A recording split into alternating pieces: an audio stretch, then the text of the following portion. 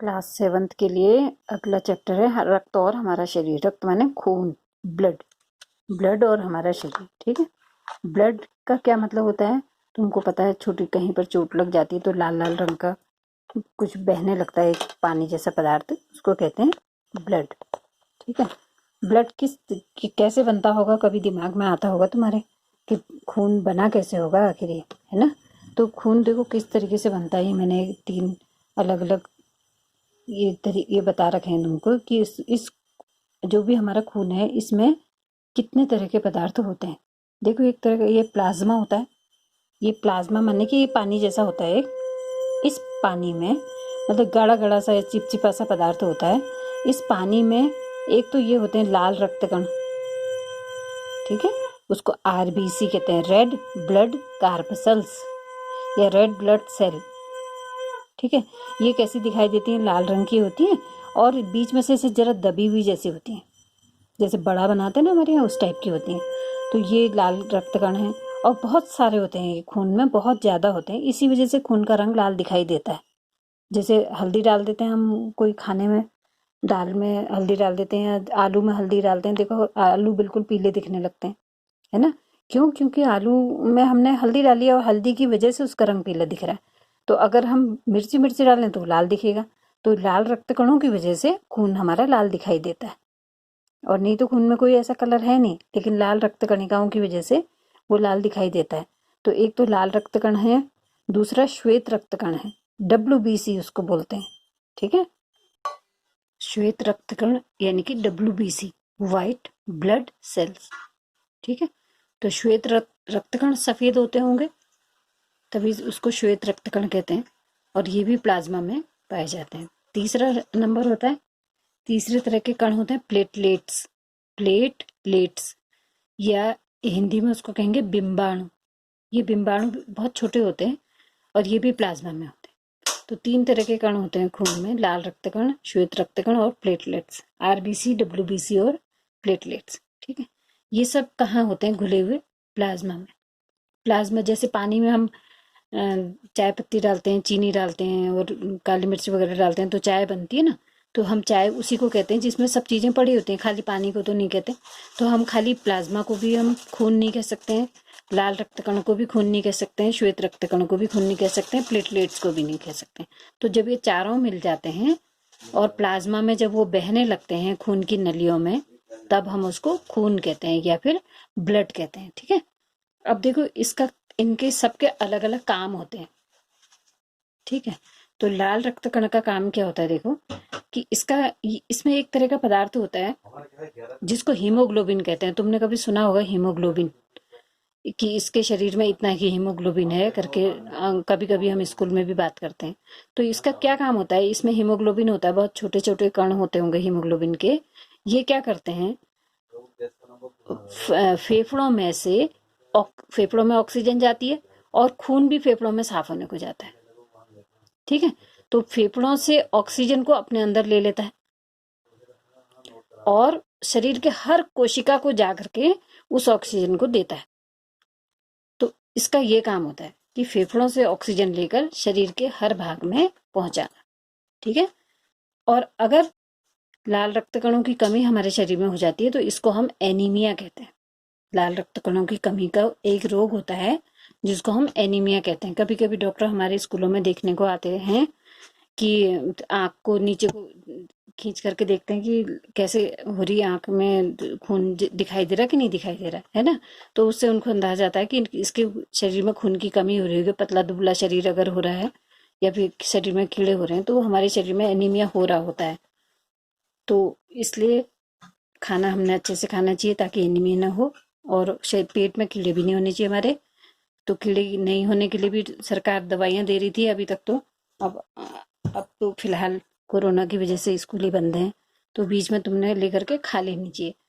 तो क्यों कीड़ों की वजह से क्यों एनीमिया हो जाता है? क्योंकि जो हम खाना खा रहे हैं उससे शरीर में जाने के बदले वो पेड़ किसके शरीर में जा रहा है? कीड़े के शरीर में जा रहा है। तो इसकी वजह से हमारे शरीर में खून की कमी हो जाती है जिसको हम एनीमिया कहते हैं। ठीक है, फिर और दूसरे नंबर आता है श्वेत रक्त कणिका का। तो श्वेत रक्त कणिका का काम क्या है, जो बाहर से जो कोई भी रोगाणु आया उससे मुकाबला करेगी वो, यानी कि हमारे शरीर में रोगों से रक्षा करेगी। कोई भी रोग अगर है, मान लो हमारे सामने कोई खड़ा है, ठीक है, हमारा शरीर मजबूत है, हमारे सामने कोई खड़ा है जिसको कि रोग है, जैसे जुकामी है, या फिर हो सकता है कि कोरोना ही हो गया हो, तो क्या होगा कि अगर हमारे शरीर में इम्यूनिटी मजबूत होगी, इम्यूनिटी का मतलब ही यही है कि श्वेत रक्तकण सॉलिड है, ठीक है, तो इम्यूनिटी अगर मजबूत होगी तो हमारे शरीर में कोरोना के अगर कण चले भी जाएंगे तो वो कणों को ये रोगाणु जो है वो श्वेत रक्त कणिकाएं जो है वो रोगाणुओं को मार देंगी और हमारे शरीर में वो रोग नहीं होगा। कोई भी रोग, जैसे मान लो हमारा पैर है और पैर में हमारे कील चुभ जाती है, ठीक है, तो कील चुभ जाएगी तो क्या होगा, हमारा पैर पकने लगता है, या कभी कभी ऐसा होता है कि जौ काट लेती तो पैर पकने लगता है ना, कील चुभ गई मान लो यहाँ पर को, तो पैर पकने लगेगा। तो क्या होता है कि सारे के सारे जो लाल श्वेत रक्त कण हैं, वो श्वेत रक्त कण सब यहाँ पे जमा हो जाएंगे, ठीक है, श्वेत रक्त कण सब यहाँ पे जमा हो जाएंगे जहां पर को कील चुभी हुई है, और इससे ये जो इस कील के संग जो भी कीटाणु आए हैं, इन कीटाणुओं से लड़ाई होगी यहाँ पर को, और इस लड़ाई में यहाँ पर कोई एक सफेद सफेद रंग का पदार्थ बन जाता है जिसको हम पस कहते हैं, पीप। तो वो पस क्या है कि कुछ श्वेत रक्त कण भी मरे हुए हैं यहाँ पर और कुछ ये कीटाणु मरे हुए हैं, तो और वो पस जो है वो बाद में हम उसको पिचका के बाहर निकाल देते हैं या धीरे धीरे खुद ही निकल जाता है वो। तो ये वो श्वेत रक्त कणों की वजह से इसके जो भी रोगाणु थे, श्वेत रक्त कणों ने उनको मार दिया यहीं पर। तो श्वेत रक्त कणों को हम सिपाही भी कह सकते हैं, ठीक है, वो वीर सिपाही, बहादुर सिपाही कह सकते हैं उनको हम। क्यों? क्योंकि उन्होंने हमारे शरीर में जाने वाले रोगाणुओं को मार दिया है, ठीक है। तीसरी चीज है प्लेटलेट्स। प्लेटलेट्स का मतलब है कि ऐसे छोटे छोटे कण होते हैं, ये छोटे छोटे कण हैं प्लेटलेट्स या बिंबाणु, जो कि चोट लगने पर खून को जमाते हैं। जैसे अगर मान लो कहीं पे चोट लग गई और वहां पर को खून बहता ही जा रहा है, तो क्या होगा, हमारे शरीर में फिर से एनीमिया हो जाएगा, खून की कमी हो जाएगी। तो इसके लिए भी ऊपर वाले ने शायद एक इंतजाम कर रखा है कि प्लेटलेट्स बना रखें। तो प्लेटलेट्स क्या होती हैं, इस तरह के गोल गोल कण होते हैं, लेकिन जैसे ही कहीं पर चोट लगती है, ऐसे यहाँ पर मान लो घाव हो गया ऐसे शरीर में हमारे, तो क्या होगा, यहाँ पर को जमा हो जाएंगी वो सब, और धीरे धीरे इनका शरीर ऐसा ऐसा हो जाएगा, ऐसे ऐसे धागे जैसी बन जाएंगी, धागे जैसी बन करके यहाँ पर को ऐसे ऐसे करके जमा हो जाएंगी। तो धागे जैसे जमा होने के बाद क्या होगा, ये धागे के बीच बीच में ये जो कण है, बाकी के जो कण है, लाल रक्त कणिका और श्वेत रक्त कणिका, ये जम करके इनके बीच में ये देखो पूरा जाल जैसा बना देंगे, और इस जाल की वजह से इसमें जो खून जा रहा है, बह रहा है और बाहर को निकल रहा था जो, वो रुक जाएगा। तो प्लेटलेट्स का काम होता है चोट लगने पर खून को जमाना। तो 3 तरह के कण हैं, तीनों के अलग अलग काम है। प्लाज्मा का काम क्या है कि इन सारे कणों को ले जा करके शरीर के हर हिस्से को भेजेगा। अगर पानी नहीं होगा तो हम कोई भी चीज को एक स्थान से दूसरे स्थान, खाली पाइप लगा दी हमने और उसमें पानी बह नहीं रहा है, तो हमारा कोई भी काम नहीं हो पाएगा। ऐसा ही प्लाज्मा भी है, पाइप है शरीर में तरह तरह के खून को लाने वाले, ले जाने वाले, और उसमें खून ही नहीं है, प्लाज्मा ही नहीं है। प्लाज्मा लाल रक्त कण, श्वेत रक्त कण और प्लेटलेट्स हैं, लेकिन प्लाज्मा नहीं है, तो कैसे बहेगा वो पानी? तो इसलिए प्लाज्मा का होना भी जरूरी है।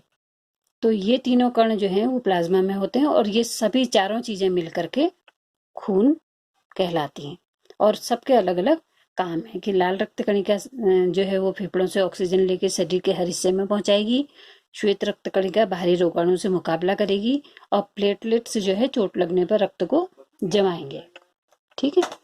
और अब क्या है कि कभी कभी ऐसा होता है बहुत ज्यादा खून बह जाएगा, मान लो जब छोटी मोटी चोट होगी तो इस तरीके से रुक जाएगी, लेकिन जब बहुत ज्यादा चोट लग गई है, मान लो किसी को गोली लग गई या फिर कुछ बहुत ज्यादा किसी चाकू से बहुत बड़ा कट गया, तो उस समय क्या करेंगे?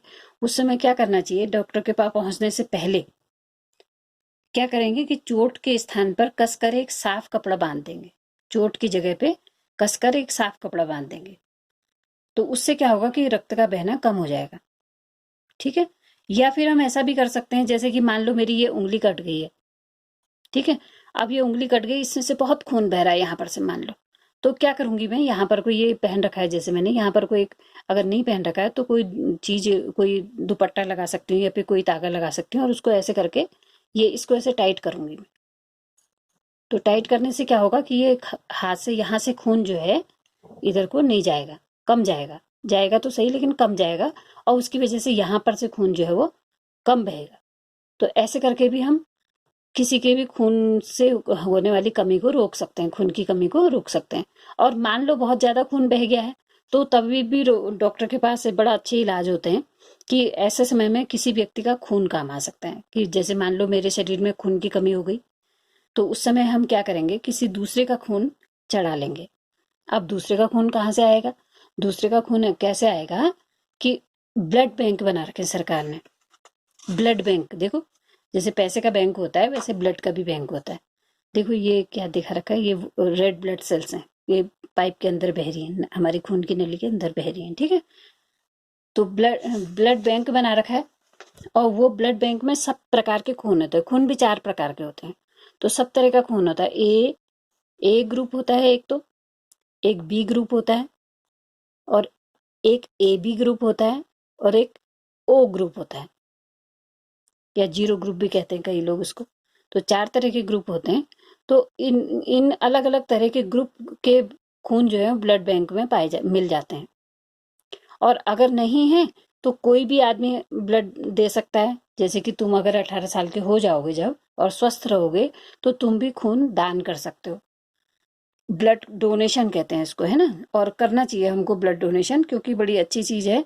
बहुत थोड़ा सा खून निकाला जाता है, एक समय में करीब करीब 300 मिलीलीटर रक्त ही लिया जाता है, और जबकि हमारे शरीर में 5 लीटर खून होता है, 5 लीटर खून। तो अगर किसी जरूरतमंद व्यक्ति के लिए दे दिया जाए तो बड़ी अच्छी बात होगी, है ना। तो इसलिए हमको भी नियमित रूप से रक्तदान करना चाहिए, कम से कम 6 महीने में एक बार हम कर सकते हैं आराम से। और उससे क्या होता है कि अपने भी कई रोग खुद ही ठीक होते हैं, क्योंकि नया नया खून बनता जाता है हमारा। तो ब्लड बैंक में ब्लड डोनेशन हमको वैसे भी करना चाहिए, अगर हमारे यहाँ कोई बीमार नहीं भी है तो भी हमें ब्लड डोनेशन करना चाहिए। कई संस्थाएं भी ब्लड डोनेट करती हैं, और बहुत सारे लोग जा करके अपने आप ही कहते हैं कि हाँ हमारा खून लो। तो ब्लड डोनेशन करने से कोई कमजोरी नहीं आती। थोड़ी देर थोड़ी सी परेशानी हो सकती है, हल्की सी, कोई ऐसी खास परेशानी नहीं होती उसमें। अगर हम कोई जूस वूस पी लेते हैं तो उससे हमारा शरीर फिर से ठीक हो जाता है और भी अच्छा हो जाता है। तो खून बनने के लिए हमको क्या करना है कि अच्छा खाना खाना है। अच्छा खाना यानी कि साफ सुथरा खाना खाना है। और देखो ये सब चीजें हम खा सकते हैं, जैसे देखो सेब, केला, और अंगूर, और सब्जियां वगैरह, दूध पी सकते हैं, मीट खा सकते हैं, अनानास खा सकते हैं। इन सब चीजों से हमारा खून खूब अच्छा बनेगा, बढ़िया बनेगा। इसके अलावा सफाई रखेंगे हम। सफाई रखने से क्या होगा कि जो कीड़े वीड़े, अगर हमारे कीड़े के अंडे अगर हमारे हाथ में होंगे तो वो कीड़े के अंडे हमारे पेट में नहीं जाएंगे।